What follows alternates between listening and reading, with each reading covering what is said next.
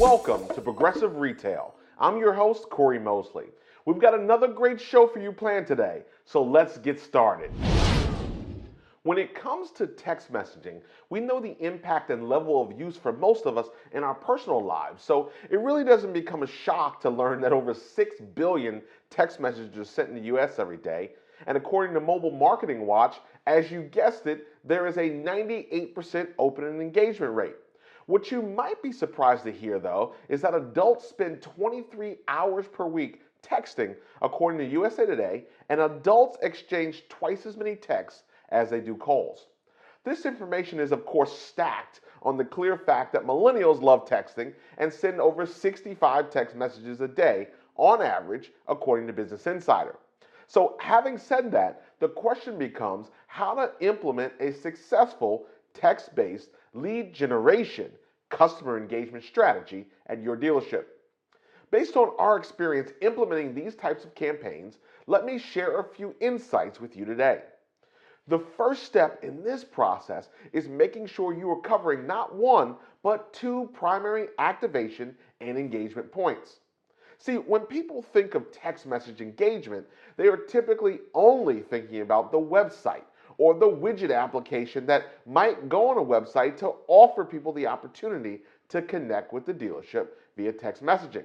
See, this is often different than a text-based lead engagement strategy. That would be more comparable to sharing your phone number to call you, or a contact form, or even a chat on your website.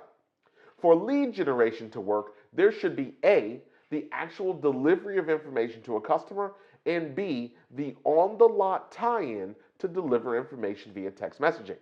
Now, if I was on your lot right now during your off hours or your closed hours, and I was interested in the vehicle, what would I do? I might take a photo of the car or the window sticker for my future reference. I might go online and bookmark the car on your website. The problem with all these options is none of them actually helps you obtain information that can help you sell more cars.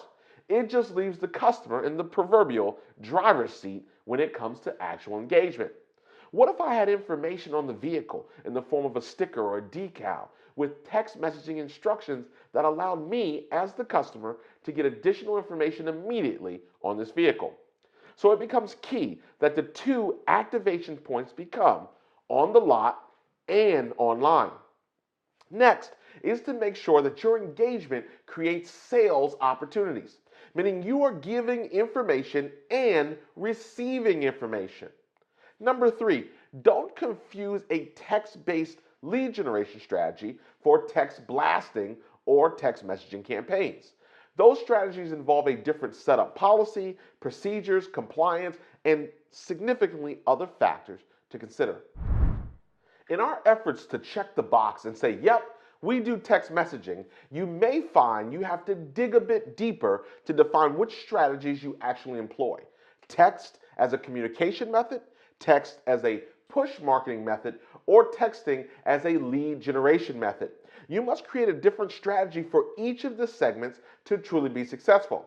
Otherwise, you may have a false sense of what you believe to be an effective text-based sales strategy.